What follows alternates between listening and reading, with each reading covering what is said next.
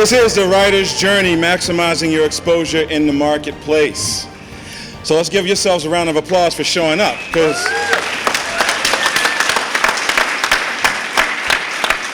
obviously we have some serious writers here. You could have been a lot of places, but you chose to be here, and we thank you for that.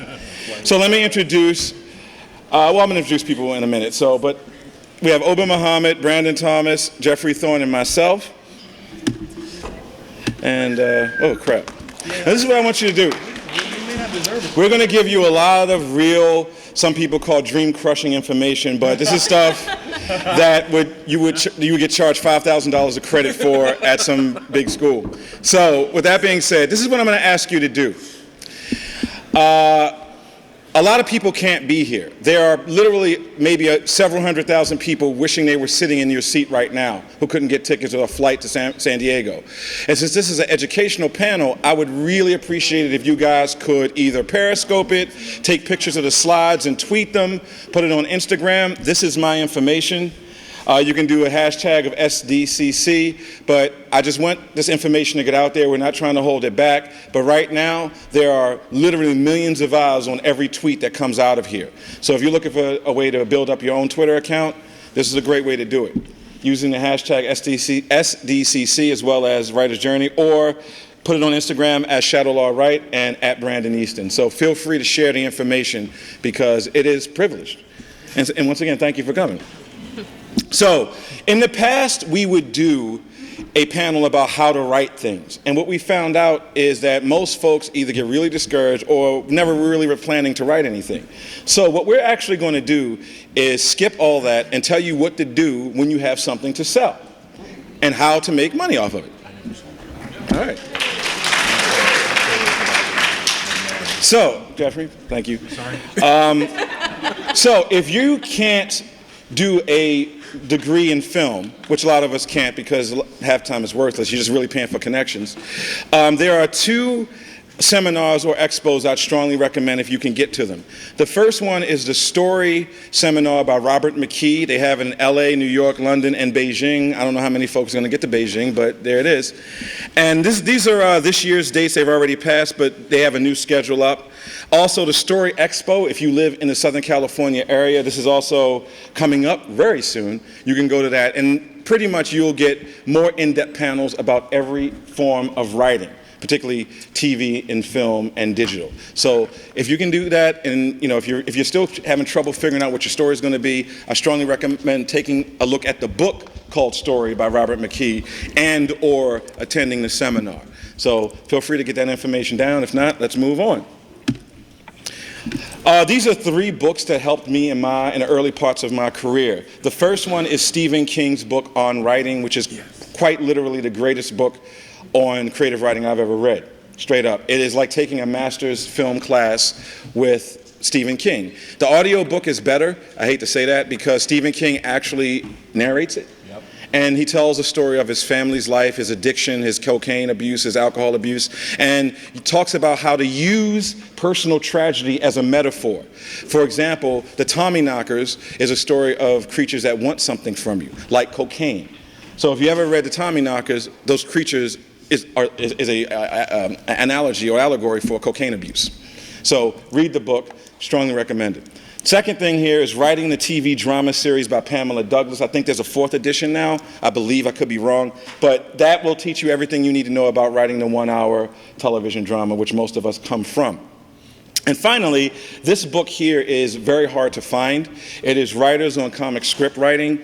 It has folks, it's by Mark Salisbury, but it has Kurt Busiek, Keith David, Chuck Dixon, Warren Ellis, Garth Ennis, Neil Gaiman, Todd McFarlane, Devin Grayson, Frank Miller, Mark Waid, and Grant Morrison, and many others in it.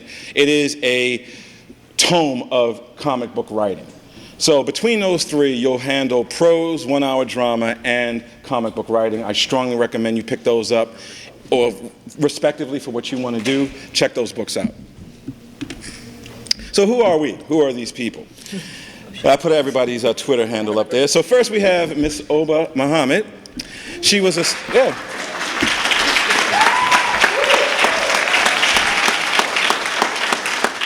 She was a staff writer on ABC's 2015 sci-fi thriller The Whispers. She's a 2014 alum of the Disney ABC writing program and previously worked on the series Gang Related. She is currently a writer on the new form digital series Cold from Brian Grazer and Ron Howard, which will be screened on the new Verizon platform Go90. This is Ms. Mohammed. Next up, we have Brandon Thomas. Now, Brandon has been writing comics since about 2001, writing them professionally since 2003. His scripts have been published. His scripts have been published through Marvel, DC, Dynamite, and it should be Arcana. I don't know what Arcade Comics is. It's all right. Arcade is right. Okay. His first creator-owned project, The Many Adventures of Miranda Mercury, which is awesome, was launched in 2011 to widespread critical acclaim and selected as a great graphic novel for teens by the Young Adult Library Services Association, which is YALSA. His most recent published work, well, his recent stuff would be Voltron and Voltron Year One from Dynamite. Yeah.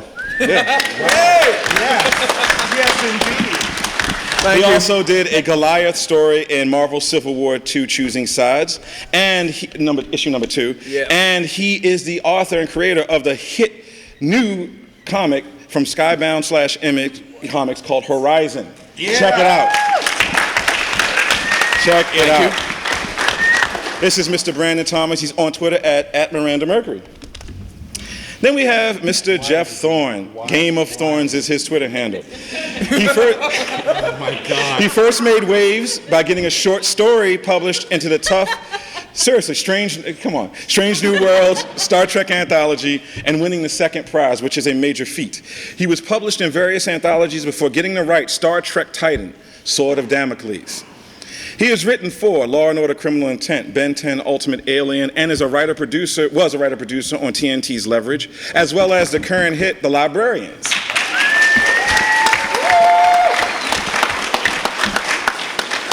God damn, something happened to that the is not spell my check.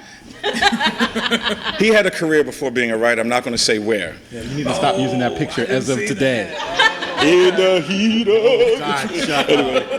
He's currently working on a ton of Marvel animation series that he can't talk about, and he was recently named writer for Marvel Comics' new ongoing series, Mosaic, about the new mysterious Inhumans character, as well as co-writer of the new series Solo, both from Marvel Comics. Welcome, Mr. Geoffrey Thorne.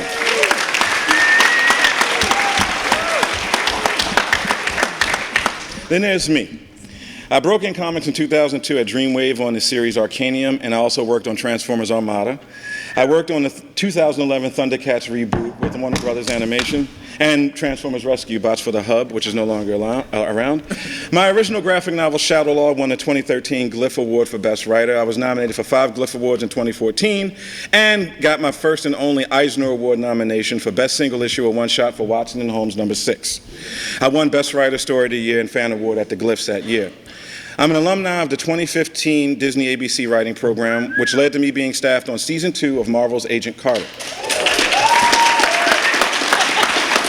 No, it's bugs. I wrote episode 7 where Anna got shot, so you can blame me. I was hired to work on a few major comic book properties, including Transformers Deviations, the upcoming M.A.S.K reboot for IDW, which is Mobile Armored Strike Command, a Night Thrasher story in Civil War II Choosing Sides, and I will be the first person in the Western world to script a Vampire Hunter D comic book for Stranger Comics. Yes. So, let us begin. So, what we're going to talk about today, we're here to discuss how you can take material you have already developed and then position it to get more attention for your writing career. We're really going to get into the importance of having a social media identity and presence, how to build it up from scratch with no money. All you need is a computer, lots of time, and a boatload of patience for maintenance. We also have our individual, we've all been drinking today because we have had a bunch of parties already, so that's why everybody's all giggly, apparently. We have individual stories. I'm stone cold sober right now. I do not drink. I never drink. This is how I usually am. Our individual stories of scraping together our careers through trial, error, and flat-out failure. And clear examples of what we did to increase our exposure in pop culture, but particularly within our respective industries, novels, comics, and animation.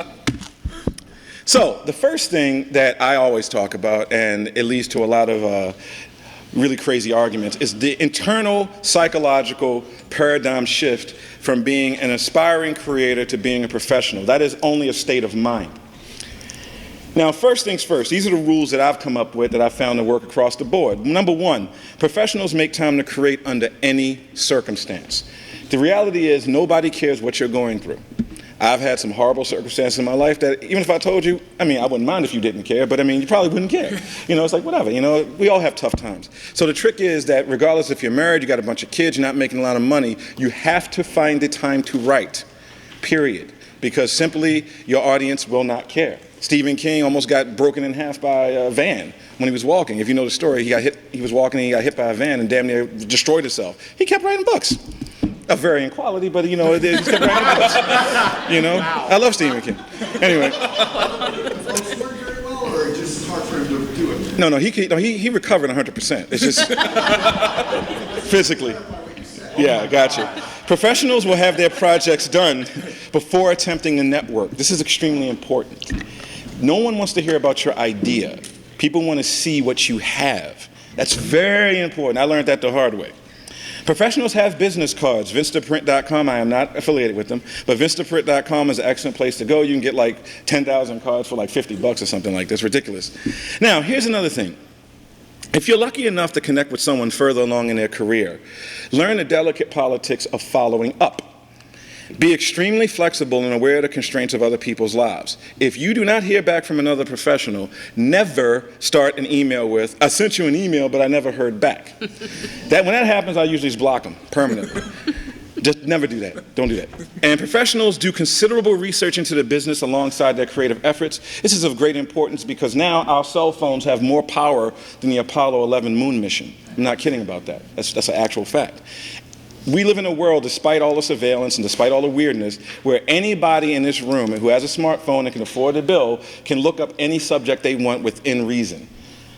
There are a ton of free forums and message boards and other places where you can find out about how this business actually works. I'll tell you about some of them. So with that being said, let us move on. And then after we get through this initial part, we're going to open the floor to questions because we are more concerned about answering direct questions you have rather than pontificating. Okay? Cool. For you folks who want to get into film and television, these are the three Bibles of the industry. It's day-to-day news updated. The websites also are updated. Daily Variety, The Hollywood Reporter, and Deadline Hollywood. These are the New York Times of Hollywood. I strongly recommend, if you can afford it, because they're very expensive subscriptions, but if you can, they come to your house, well, a lot, and they're very big magazines. But the beautiful thing is you will learn about every agency, you will learn who got hired when and where, you will learn what deals got signed because you need to know that stuff. Because you're going to run into these people at places like this. There are parties which you have to, sometimes you got to sneak in, but there are many parties here right now. We just came from one where there are power brokers, people who make calls for you, people who can get you in to meet people you normally would never be able to meet. You need to know that. You need to know all that stuff. These three are some of the best resources for you. For comics and literature, Publishers Weekly is the Forbes of the publishing world, mainly prose novels and nonfiction works. They have a website which requires subscription, but it's a fantastic site. Everything that's going on in the publishing world you will find of note in Publishers Weekly. Newsarama, CBR, and ICV2. Newsarama and CBR are very much like People magazine. They're telling you all the stuff that's coming out and what's going on in people's lives. However, ICV2 gives you sales numbers. They give you real industry data about what's selling, who's selling, and what is not, and how many copies they pushed. You will learn industry trends from ICV2. It is literally the business of pop culture, and mainly comic books. Aliens are coming. Right. These are the sites I mentioned. The writer's market can be bought at any bookstore on Amazon.com anywhere in this country.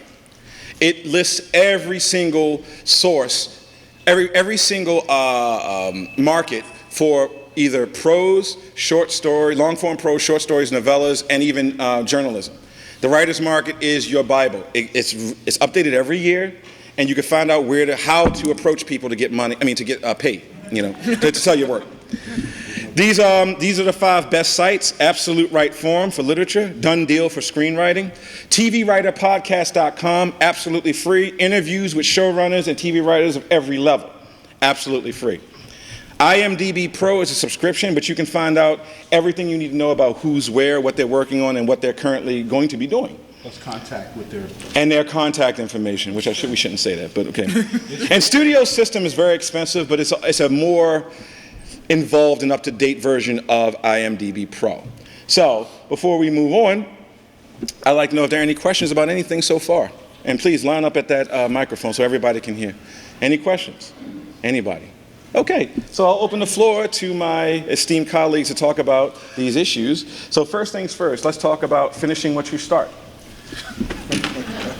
Finish what you start. There's the Heinlein rules, right? Yeah. People want to poo-poo them, but if you start something, even if it's crappy halfway through, finish it. It's not a book, it's not a screenplay, it's not a poem, it's not anything until you finish it. If it's a work in progress, I don't care. You can't show it to anybody. No one wants, oh, that's a wonderful sentence you wrote. No one will ever say that. That's never been said right now. Okay. Finish it. Hand me a poem, hand me the book, hand me whatever it is. Finish. If you can't do that, you're not in the game. Have you guys seen Shia LaBeouf? Just do it. Just do it. Like, Wow. you gotta get it done. I'm sorry, keep talking. Can I get some water, please? You have to get it done. You have to just finish it. It can be crappy. No one has to see it. It's just for you. Just do it. And if you get 50 to 60 pages done, if you get 100 pages done, be proud of the fact that you finished something amazing. And then you can revise, and no one will know. You just have to do it. And you keep doing it until you can meet someone and then share it with them, and they say, ugh, and then you just keep going. Just keep going. Like, it's a skill set. You know a story. The skill is you have the story in your head. The skill is learning how to put it in paper where they can see the exact same thing you're doing and the exact same thing you're thinking. And that's the magic of what you do as a writer, like figuring out how you translate what you're thinking in your head into paper. And just doing it will be the skill set you'll learn to be better at your craft and then be known and a name and an entity that basically becomes a brand. And something that was always important for me when I started out, I think when I was in college, I officially decided that I was going to write comics professionally.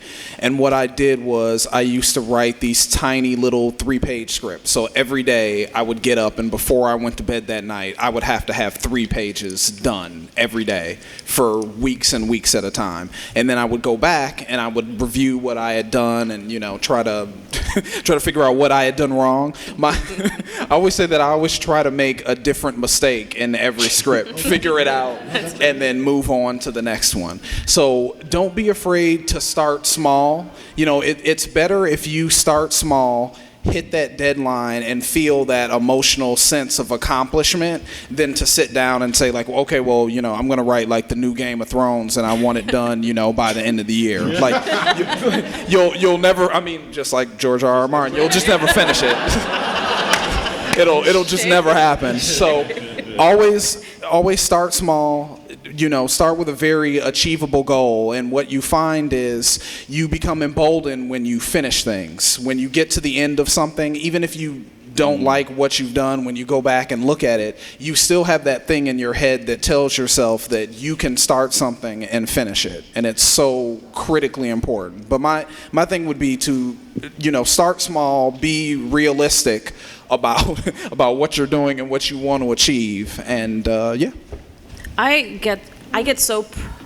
so proud when I finish something. If I have an idea, if I have a scene and I want to execute it a certain way and it's done and I'm staring at it at a coffee shop or wherever, I am so proud of myself. I don't show it to anyone for a day because they'll break my dreams the next moment, but I am so happy that I finished something, and those are the moments. I think it's from moment to moment, like you're saying, Brandon, to be able to be proud of what you've done and accomplished, and then take a moment and then enjoy it and then go back to work. So I think that's really awesome. And also, if it helps, don't feel like you have to start at the beginning. I've gotten to the point when I write comic scripts, my scripts are written completely out of order now. I have a very loose outline, so I'll kind of break down my 20-page scripts. I'll do like maybe page 1 to 4, like this is kind of the scene, these are the major beats, and I always start the script where I'm most interested in it. So sometimes there's a really kind of complicated, cool like fight or action scene that I start with. Sometimes it's a conversation between two characters. But again, don't feel like you have to start at the beginning of something. If you say that you're going to write 5 pages, just write a great 5-page scene. Write a great 5-page conversation between two characters in a room that have a problem that they're trying to solve or have an issue that they're trying to solve. So, you have to, it's not cheating, but set yourself up to win. Don't, set yourself up for failure by setting goals that are unrealistic too fast, too soon. Very true. Now, how many people in here are interested in television writing? Whoa. How about feature film? Literature? Yes. And comic books? Oh, it's a good mix. Yeah. Good mix. All right. Nice. Good time. Yeah. Now, I strongly believe that you have to finish something. And there are a ton of examples currently in pop culture of people, for better or for worse, some of these. I think we know which one you mean. Where a person has taken what they've done and put it on the internet and built a universe around it. So the first one would be Issa Rae, who now has a big show coming on called Insecure on HBO. And she did a web series called Misadventures of an Awkward Black Girl, which was basically targeting a population of black nerds and geeks and so forth, and just regular black folks who were just not on TV ever. She managed to target a population that had never been pretty much put on television anywhere. And she did the first season she financed herself, and the second season she financed through Kickstarter. And she got the attention of Oprah, Larry Wilmore, the guy that does the show on Comedy Central at night.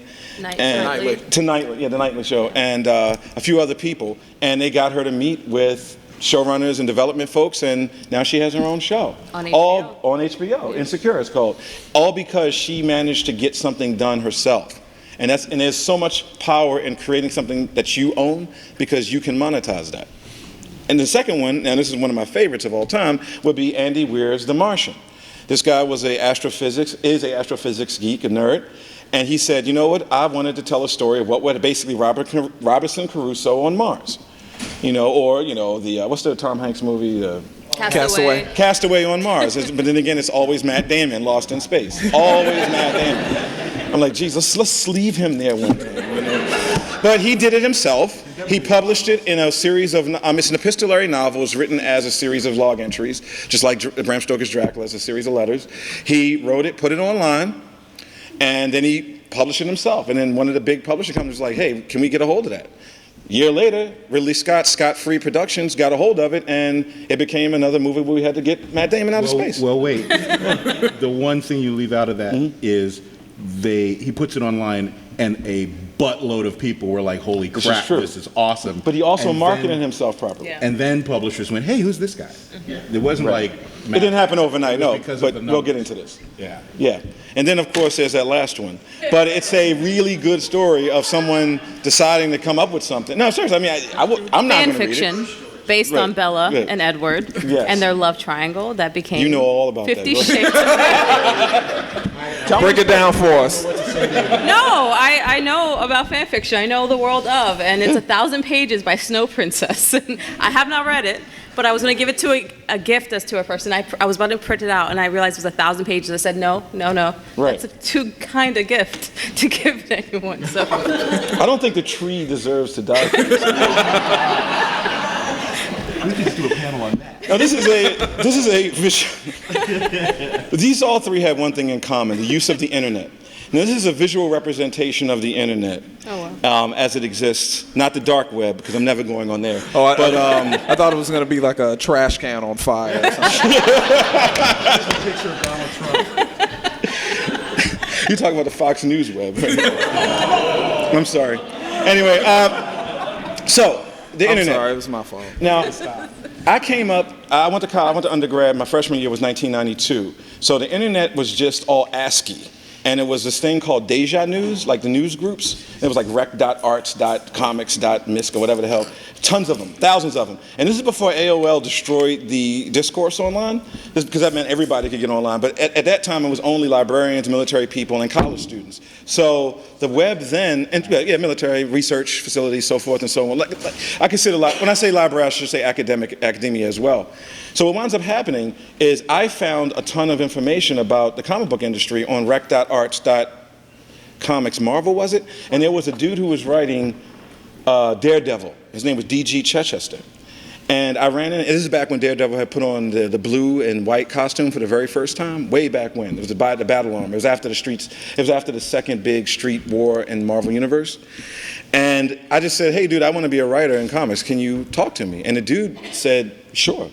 And I was stunned because this is before everyone started hitting everybody up, but the fact that I could do that was amazing. And I know many folks here have stories about how they use the internet to promote themselves and get to learn things. So yeah. Feel free to share. I used to call, I don't know him, but I like his work, Greg Bear, fantastic sci-fi novelist, had a website and it was like, ask Greg Bear. I was like, all right, Greg, I'm asking you this. Right? And I did that over and over again, and I got a lot of short stories out of that. He would tell me, he's also a scientist, he's also an astrophysicist, I think, or an engineer, one or the other. I'm old, I forget things. But he would give me real science to base my stories on, but he's also a writer, so he could also say things like, you would need to know this constant in order for this to be true. No one knows this constant. This is an opportunity, right? Because he knows that a writer can take that germ and go with it. It only needs that kernel of reality. It was great. He's not a friend of mine. He doesn't know me from Adam probably now, but he was a great correspondent for a couple of years, and it helped me. What's his name? Dean Wesley Smith, who was sort of one of the big gurus of genre fiction, has what do you call those retreats, writer retreat type things where he teaches classes. One of the few teachers that I would ever say go take his class. He did an online sort of master class of, if you want to write short stories for the genre. He'd been an editor and a freelance writer for a million years. And he's like, I'm not going to read your stupid work because that's not happening, but ask me generic questions about writing and I will tell you the actual goods. I won't bullshit you. And I hope there are no children in here. And that also like upped my game as a short story writer from one year to the next, just being able to ask this guy these questions on the web. Like, and they were just generic one-line things, where to start a story, where to enter, where to leave a scene, these simple sort of basic questions, and he was just doing it. I was like, there's probably 1,500 of us going in and out of this thing, and he was just answering questions. It's fantastic. That's all. Yeah. I think for me, like reaching out and talking to people over the internet sometimes is kind of a dangerous space for me. I really like learned that I was a writer through the internet. I learned that like basically, I found the Harry Potter fan fiction groups, and I was like literally in a space where I was like, people write stories. You can be inspired by a story, and then I thought, well, this is weird. Maybe this is a weird space to be in. And then I realized all the great writers were basically taking inspiration from other writers that they had read. And then you basically build worlds on that. And then you take the stuff that you write and you build a reality within your own space. And to me, like I learned so much just being in a space of realizing that what I wanted to do was not weird. Right. To realize that basically because I kept imagining worlds in my head and everything was exploding every time I heard an idea, I was like, and other people were like me on the internet. And just, and I will say, I used to come to Comic-Con, I've still come to Comic-Con for many years, and I met this man 6-7 years ago. Jesus. At a meeting in a panel. I saw him in the distance. I was like, oh my God, it's Geoff Thorne. Why would you say that? Oh my God, it's Geoff Thorne. And like, I'm a Star Trek nerd. Oh, that's so massive Star Trek fan. And so I'm sitting there going, it's Geoff Thorne. And he's on Leverage. I'm gonna pass out. And so I had to and because I was like stalking him online. No. I'm so sorry. Adorable. No, I'm saying Adorable. it out loud. I'm admitting it in a public space because I'm proud of this. The bloody ears were adorable. No. I came in and I said, hi, it's nice to meet you. And I felt bold enough to say that. And Brandon was with him. And that's how this kind of whole thing started, where basically I got to meet Geoff Thorne. I was like proud. And then I got to meet this amazing person and said out loud, there are people like me, and I'm not weird, and I'm not alone, and I can talk to them, and I can figure things out. And the internet taught me that initially, and then it made me bold enough to go to other people and say, this is my place, this is my Mecca. Even though I'm Muslim, this is my Mecca. Wow. I will say that out loud. Damn, girl. We'll say that out loud. And Stop that. And so, but no, but like, I mean, I will say that because as a nerd, but the thing is, like, this place is a happy, sociable place for creatives to be safe and to be able to talk about it. And I think the internet started it, and I think this place expanded it. Right. So thank you for that.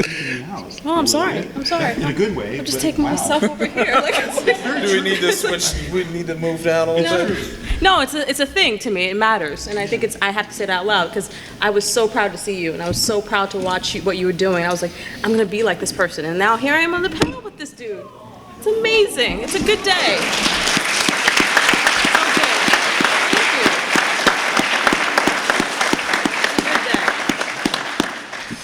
Well, I use the internet to.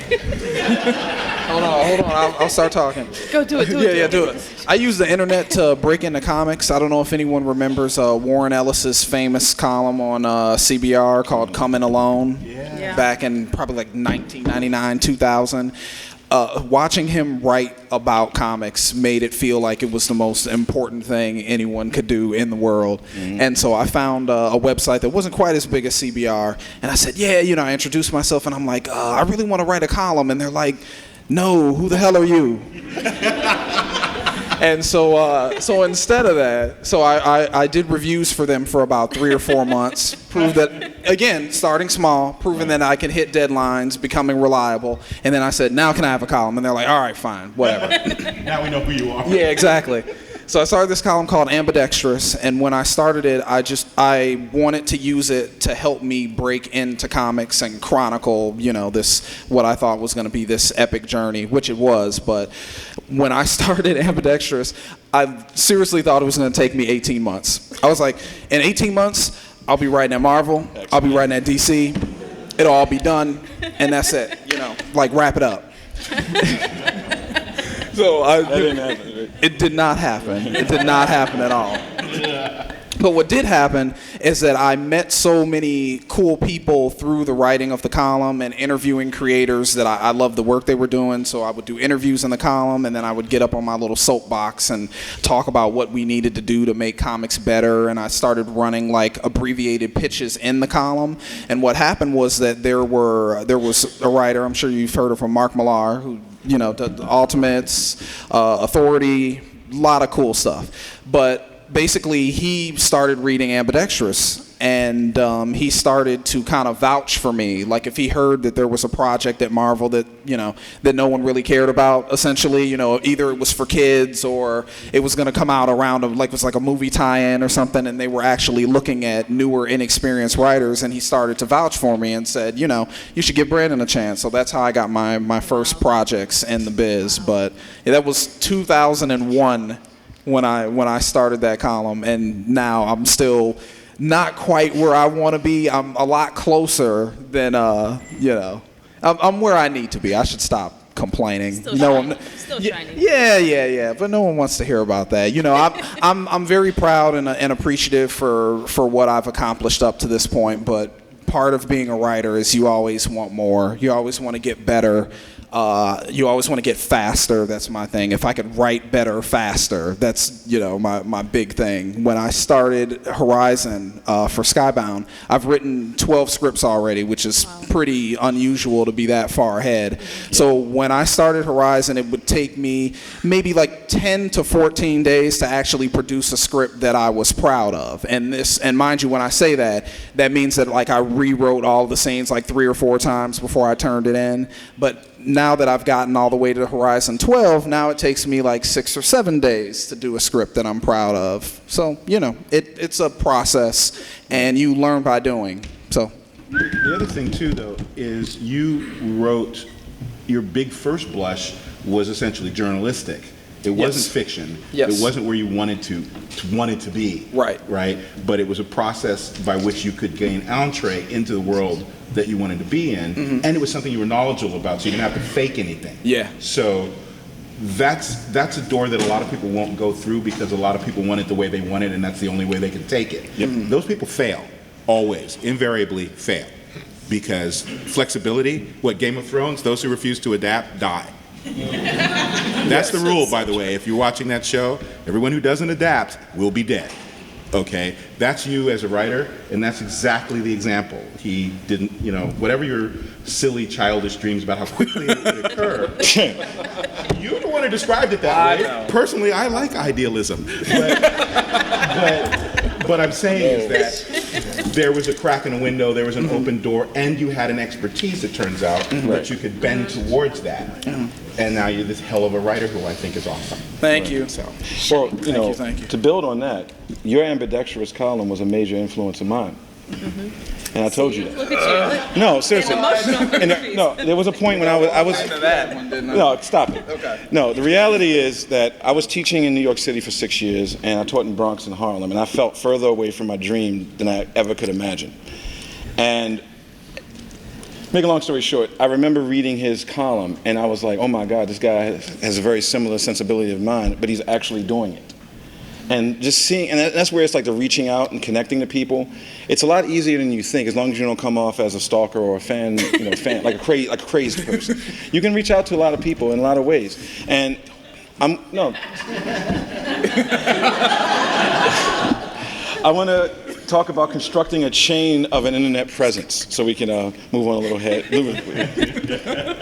So first things first, the Facebook page. Facebook is ubiquitous. However, a lot of people don't know how to actually use it in a business sense. So Facebook has your own personal page, but you can also create a page for your product.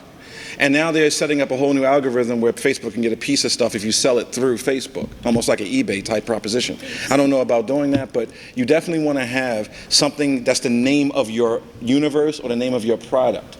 That should be your Facebook presence. I mean, you can have your own thing, but don't really connect those two, because people will, in an early sense, like, they may hit back at you and make you feel discouraged. So you definitely want to have a space between your personal Facebook life and your public Facebook life. And it's a shame we actually have to do that, but you do need to do that, because there's ways you could boost it financially, and you can increase your presence on Facebook that way.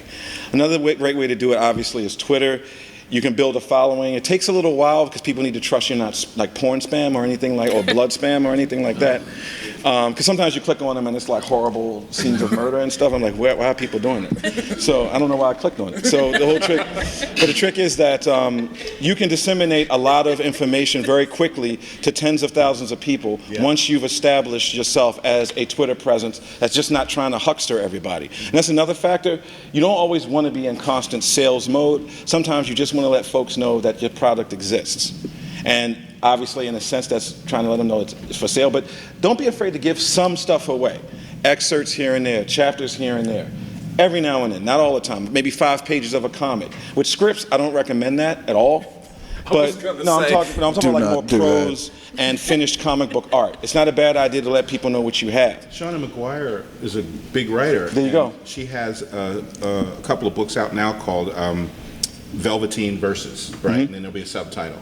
Those were just free on her website. She just put up chapters when she felt like it, telling the story of this like superhero she made up in a superhero universe no one ever heard of except her. She put it up on her site.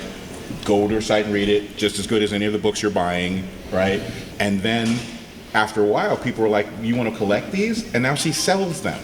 They're still on the site. You can still just go read them for free, and yet people buy the books. This boggles my mind, but it works. So, it just choose your strategic moment to do that. And the trick is that with Tumblr, Instagram, and also number 5, you can just have a uniform presence. Some things you'll probably update a lot more than others, but you want to keep everything constant and fresh and new. And then you do this little thing where you might dip into your personal life as long as it's not too revealing. Like, for example, a trip to Comic-Con is a perfect thing to share across all of your business pages, because it lets folks know that you're accessible, you're a human being, and you're not just a faceless robot trying to constantly sell them things. I am at Comic-Con right now. There you go. Brandon is still talking. And with the exception of number 5, 1 through 4 are absolutely free unless you decide to use the boosting programs on Facebook and Twitter. So at least with the first 4, you can establish. Now again, this does not happen overnight. It took me, damn near 7 years to get established, and now I'm finally getting to the point where I actually don't know too many people on my Facebook page at all. Like, I know like 20 people, and I have like 4,000 followers. And it's like, people always say, hey, how you doing? I'm like, I have no, and birthday, like, I'm serious, when my birthday comes, it's just like, I'm like, wow, this is crazy. But it's a way for people to know you exist. And as you create more and as you get hired to do more things, you're going to find that your internet presence is very important. And now employers are looking at internet sites to see what kind of person you are. This is the fun part. Can I share something? Please. I guess for TV writing, even if you're support staff or if you're a writer on a show, be careful what you put out. Be careful what you say. Be careful how you do things, because people will look on your page, and if you say, "Oh, I stole a soda from my kid" or whatever, and it's funny, haha, and then next thing you know, that kid, like you don't get a job for that. Like whatever happens to you, like anything can happen in a space where you're basically working as a writer, and people will judge you on it. So if it's business elements or if it's like promoting a show, great. But if you're like putting 80,000 posts about Teen Wolf, I love that show. But if you put 80,000 posts of Teen Wolf, people are like, they seem a little intense. About Teen Wolf, I don't know if they're right for our show. So if you're putting your name out there on, you have a separate personal account where no one knows your name and only your friends. But if you have a business account with your full name on it, be careful what you put online. I will Okay? also say, because I'm kind of a goofball in certain ways. I'm a super fan of certain shows and certain comics and certain performers, and I'm not shy about it. But another person who isn't authentically that way trying to pretend to be that way in public is going to hurt themselves, because that's going to be how people begin to view them. And then when they show up and there's a discrepancy between their online persona as expected and then their actual person, that frisson can be it can be detrimental to you. So like I goof around on Twitter. I goof around on Twitter from time to time. I'm a big fan of like 12 Monkeys. I draw pictures of the cast and post them up on my Twitter. But the people who make the show get a kick out of it, and I'm not stalking them. I'm just putting stuff up. Maybe that's going to cost me a job because somebody thinks I'm frivolous. On the other hand, that's who I actually am. So you can look at my work and then look, is this the same guy who writes all this stuff and does all this stuff, but he's drawing these pictures while he's watching the show and tweeting with teenagers? Well, he likes the show. It's true. So you have to find that sort of public persona versus actual person and have them match. It's kind of like putting on your best suit to go see someone you want to impress, either on a date or on a job interview or something like that. You're still you, but it's just the good parts of you that you show on the web. They don't want to know about, I'm breaking up with my girlfriend because she was talking to my man, and, I don't care about that. What's the happy ending? You're still alive? Good, shut up. But it is different, but you can brand yourself as a whimsical person. That might be who you are, and you might be able to use that if that's the kind of fiction you write. If you write dark crime fiction, and that's the work you do, but your persona is really whimsical and you love Willy Wonka movies and musicals, you probably don't want to have that be your internet persona. Right. Because there's a difference and it'll hurt your sales. Yeah. Right? So. Yeah. And that's what somebody gave me that advice. One of the guys that's one of the showrunners of a Flash, and he said, because a friend of mine who's in the back posted a picture of me doing karaoke, or a video of me doing karaoke. I think I was doing "Living on a Prayer," and he posted it. And I didn't want, So I love this story. The trick is, so people. Right, I know, yeah. So the trick was that people were responding on my Facebook page like, "Boy, you actually have fun." And I'm like, what the like, what did you think? I was angry 24? And I just realized that I didn't realize, because you don't notice this when you post a lot on Facebook, that I was posting a lot of angry, or appeared to be angry, because we're in a very divisive political, socio-historical moment. It will pass, hopefully.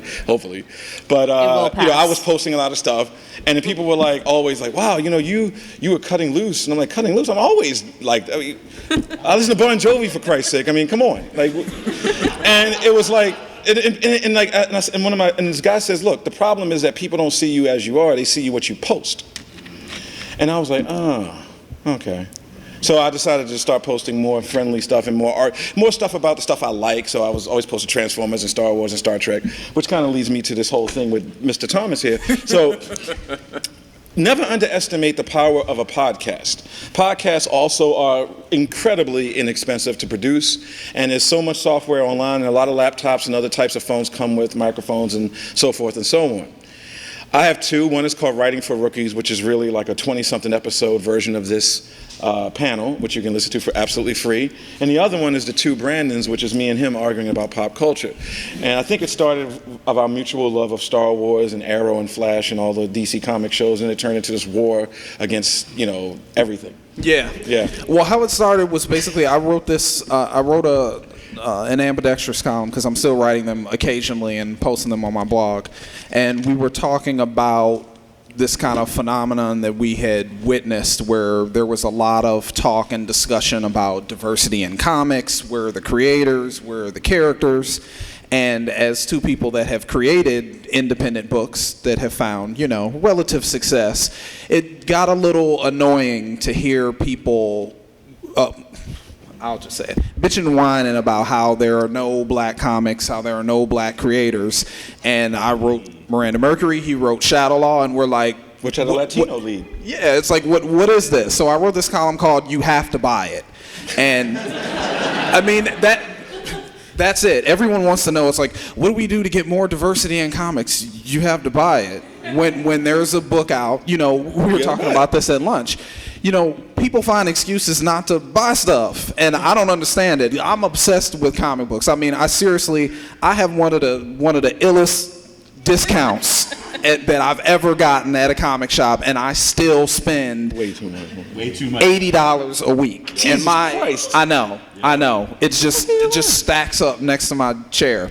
But I love comic books to death. I love comic creators. I love finding like the new person before everybody else finds them. So I'm like, what? Man, I've been messing with that dude back since, that project only I was reading. Right. You're the one guy. Yeah, I'm the one guy. But, I love comics so much, and I'm willing to actually put my money where my mouth is. I support a lot of Kickstarters by writers of color, a lot of female creators, and I could not understand why people wouldn't buy our books, but they're always online complaining about something Marvel did or something DC did, and it's like, I have like I keep saying, so Miranda Mercury came out in 2011, and now all of a sudden I have to witness this like crushing wave of like black female leads in books, and I'm like, oh, now it's cool to have black females in books now, right? I remember when I put my book out and everybody was like,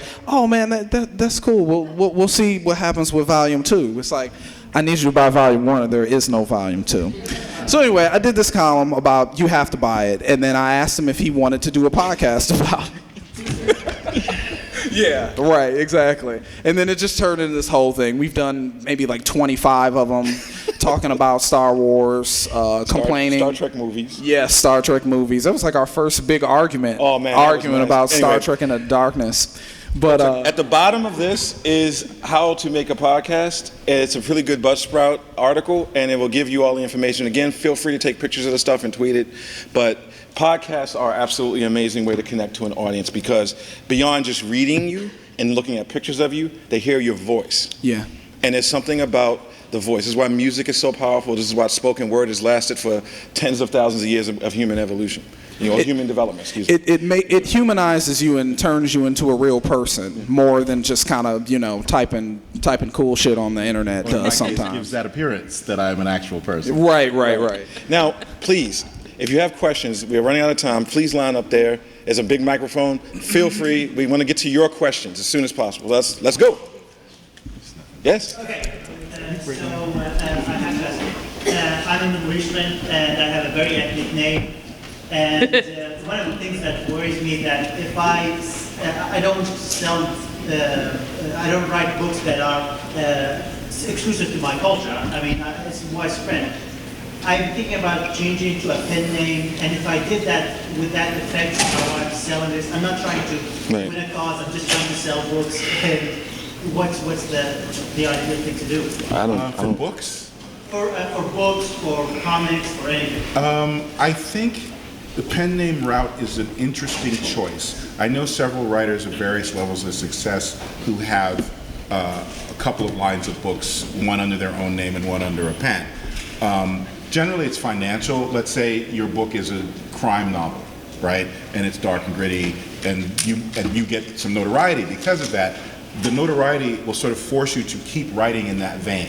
People will want not more books from you, they want more books like this from you, right? So whatever name you use on that first thing, and that's the thing that catches, you can stick with that. But then you want to write a fairy tale for your daughter.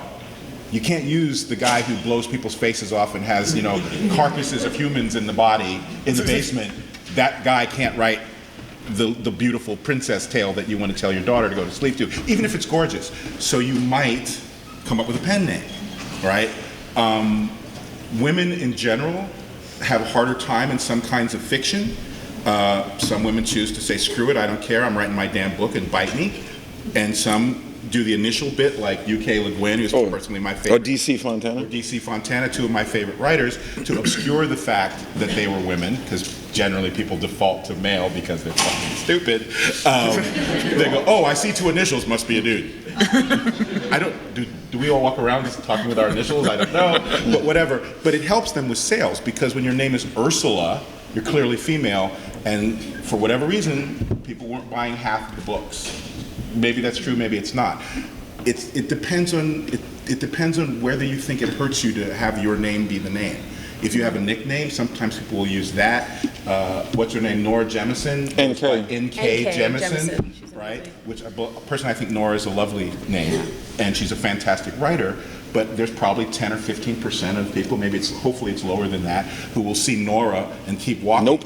Yep. Yeah. You know, so right. It is sadly a well-taken point, but I should shut up. Okay, well, I want to speak to that a little bit. When I started to write my name, like when I was deciding on what I was going to put on scripts, I went by another name. Most of my friends know me as another name, like it's a nickname that I have. And then I put my nickname on my page, and I realized, oh wait, this doesn't feel right. So I put Ubah Mohammed, Somali, Muslim, in Hollywood. It doesn't necessarily translate, and I was really nervous about what that said. And I'm a mostly genre, sci-fi, horror film kind of person. And I made a choice. I said, if they don't like me as who I am, as my name, as my identity, then they don't need to know me. Right. And that's a choice I made. If you want to make money, you do whatever you have to do to make it work. If that's what you need to do, go in the streets and make it. But like for me, it was just a stand I had to make for myself, saying, I don't care what you like or what you don't like. If my name is the thing that stops you from opening that page, I don't want your business. I don't want your business. Right. I agree. But that's a choice. Yeah.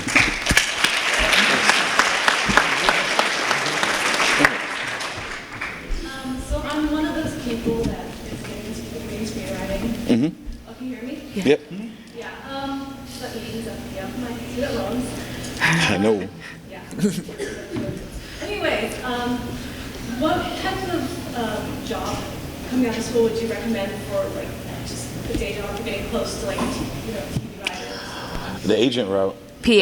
Yeah, the PA, the mailroom, writer's assistant. Writer's assistants, that kind of That's job hard. is very Hard to Production get. company? Yeah. Production company. Yeah.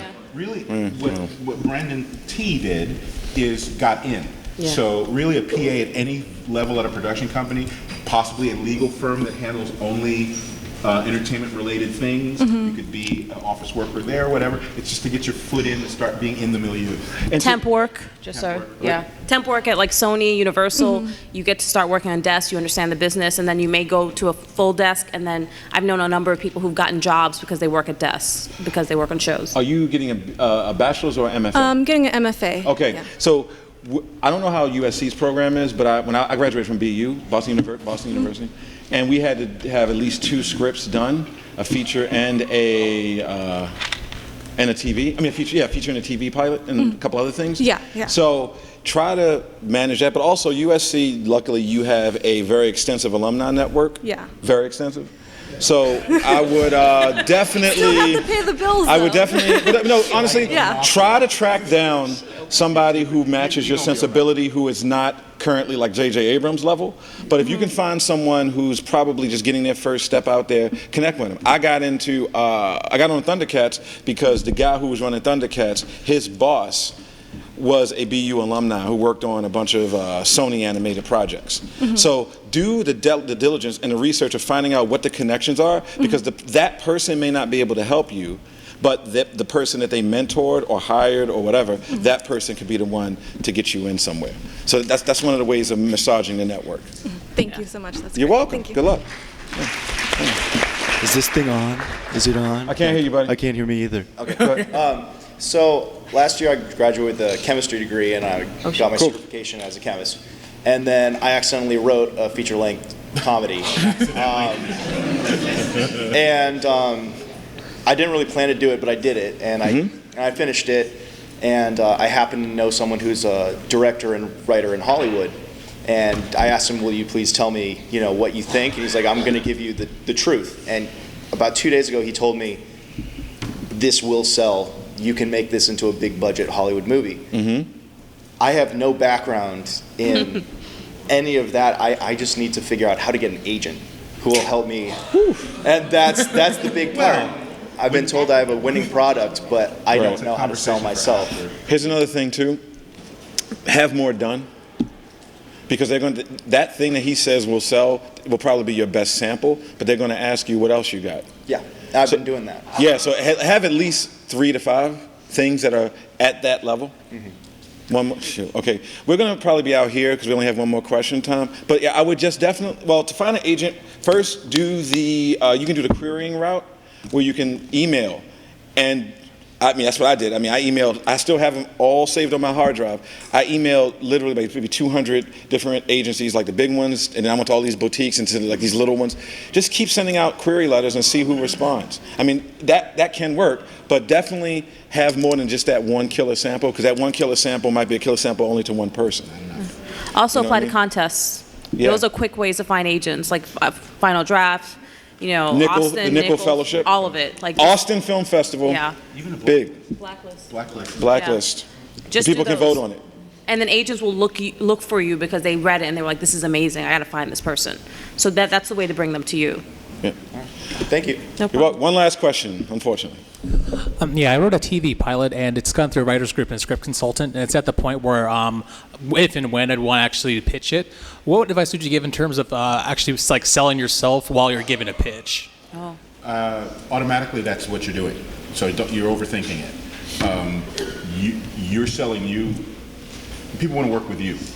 So when you pitch your stories, they're getting a sense of what you'd be like every day for the next 6 months. And sometimes, and I've watched this happen, a person will send in a script or a treatment or something and everyone loves it, let's bring the writer in. The writer comes in and pitches, and they tank it because of the way that they are. Even though everyone would agree they're a fantastic writer, because that's only maybe 2/3 of the job, and the other third is extremely important, is do I want to see this face every day for the next 6 months? Is this one little thing that he does today, which is rather amusing, in 6 months am I going to want to murder him over this? Yeah, it's true. Seriously, that's really true.